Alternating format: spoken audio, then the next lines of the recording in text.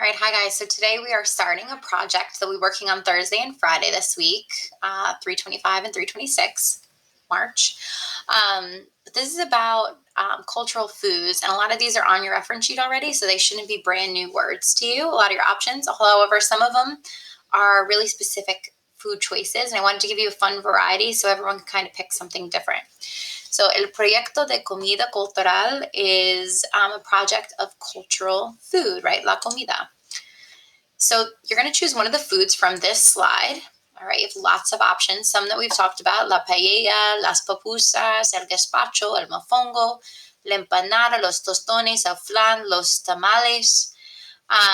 But then we've also haven't talked about a lot of these on the right-hand side. So we have some like ropa vieja, baleada, arepa, enchilada, ceviche, lomo saltado, los churros, which you might know a little bit about those, los croquetas, and la tortilla española. You're going to have 4 slides in your project. The first one being basic information and history, and I'll show you a sample of what mine looks like in a minute. Slide 2 is going to be your ingredients. Slide 3 is going to be a YouTube video you find of the recipe being made of your food item in Spanish. Slide 4, you're going to explain the steps of the recipe in 10 steps or less, and that's going to be for Spanish 2 only. So Spanish 1, you only have to worry about 1, 2, and 3. Also the option for a 5th slide, all right, or if it's Spanish 3, if it's Spanish 1, it would be a 4th slide. If you create the recipe, share a picture of yourself eating it or a video of you making it, and you can get a homework pass. You have all vacation to do that with your family if that's something you're interested in. After you research some of these foods, you're probably going to want to make them because they're going to sound really delicious, right? So all the information of what I want you to include on slide 1 is here on this slide from, what type of food is it? What does it consist of? What does it taste like? Where is the food from? What is the history of the food? Why was it first made, who made it, and 3 pictures of the food. Slide 2, you're going to put a picture of each ingredient and label that ingredient in Spanish.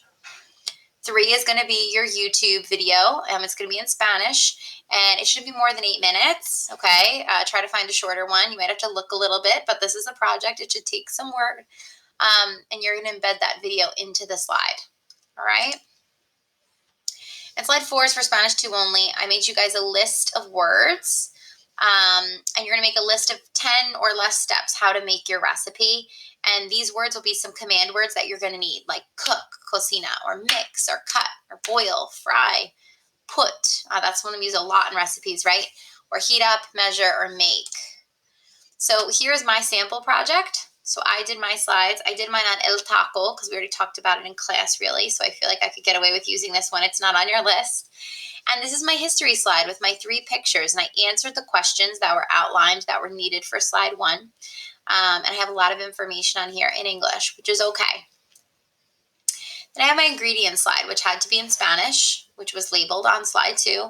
So I have la tortilla, all right, la carne, la lechuga, la fruta, el cilantro, and la cebolla. So I have all my foods on here and pictures of them as well. I found a video of tacos caseros and them being made. So I shared this and embedded it into my 3rd slide. And Spanish 1, at this point, you would be done unless you wanted to do the extra credit slide of making the recipe. Spanish 2, I'm going to keep on moving all along. You're going to make your short list. Ooh, the lights just went out. You're going to make your short list of all the things that you need to do to make your recipe. So I used those words, those helping words on the instructions. And I actually included some pictures on here of, if I'm cutting it, I put a knife next to it and things like that to kind of try to give a visual of what it was that they needed to do to complete the recipe. It's a short project. That's all you have to do. We're just learning a little bit about the cultural foods so we can kind of expand our horizons a little bit with these ethnic foods from Central South America and, of course, from Spain. And if you guys have any questions, just let me know. All right.